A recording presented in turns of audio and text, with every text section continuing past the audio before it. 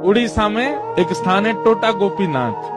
कौन से? तो वहां के जो पुजारी जी थे वो सेवा करते करते उनकी कमर झुक गई, और जैसी कमर झुकी तो अब वो ठाकुर जी को चंदन लगाते तो माथे की जगह नाक पे लग जाता, आंख पे लग जाता, गाल पे लग जाता, होठ पे लग जाता। दर्शनार्थी बोलते, पुजारी जी देखो गोपीनाथ जी की आंख पे चंदन लगा दिया आपने, गाल पे लगा दिया, मुंह पे लगा दिया। उनको बड़ी पीड़ा होती।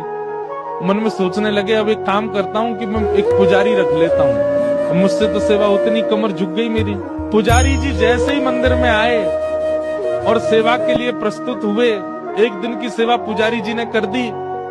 रात्रि में मंदिर जैसे ही बंद हुआ तो महाराज पूर्व के जो पुजारी जिनकी कमर झुके, उनके स्वप्न में श्री ठाकुर जी गए और ठाकुर जी जाके बोले, देखो मुझे आपसे ही सेवा चाहिए, ये क्यों कोई और मेरा स्पर्श नहीं करेगा, आप ही चंदन घिसो, आप ही पोशाक पहनाओ, आप ही श्रृंगार करो। ठाकुर जी मुझे बहुत प्रसन्नता है कि आपको मुझसे सेवा चाहिए, पर मैं तो बीमार हो गया, मेरी कमर झुक गई, अब कैसे चंदन लगाऊं आपको।